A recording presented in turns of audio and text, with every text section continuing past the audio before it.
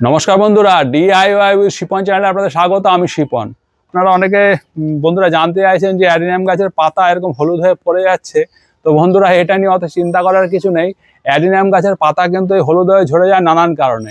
এক তো যদি গাছে বেশি জল দেন তাহলেও এই গাছের পাতা হলুদ হয়ে পড়ে যায়, বা যদি গাছে জল কম হয় তাহলেও কিন্তু এই গাছের পাতা এরকম হলুদ হয়ে পড়ে যায় রাতারাতি। আবার আরেকটা ব্যাপার হয় যে আপনারা যদি গাছে বেশি সার দিয়ে ফেলেন, ধরুন এনপিকে অনেক দিয়ে ফেললেন বা মিউরেট অফ পটাশ অনেক দিয়ে ফেললেন, দেখবেন রাতারাতি গাছের পাতা কিন্তু এরকম হলুদ হয়ে পড়ে যাবে। আবার এই অ্যাডিনিয়াম গাছে যদি রোদও কম পায়, যদি অন্ধকার জায়গায় রেখে দেন, তাহলে দেখবেন যে কিছুদিন পরে সেই পাতা হলুদ হয়ে পড়ে যাবে। তো অ্যাডিনিয়াম গাছের পাতা এরকম ঝরতেই থাকে, বিশেষ করে এখন যখন আস্তে আস্তে ঠান্ডা আসবে, তো অনেক পাতা এরকম হলুদ হয়ে পড়ে যাবে। কিন্তু সেটা নিয়ে হয়তো চিন্তা করার কিছু নেই। শুধু দেখবেন যে গাছের কটেক্স ঠিক আছে কিনা, বা গাছের এই ডালপালাগুলো ঠিক আছে কিনা। এই গাছের এই যে ডাল যদি হেলদি থাকে আর কটেক্স যদি হেলদি থাকে, তাহলে কিন্তু চিন্তা করার কিছু নেই।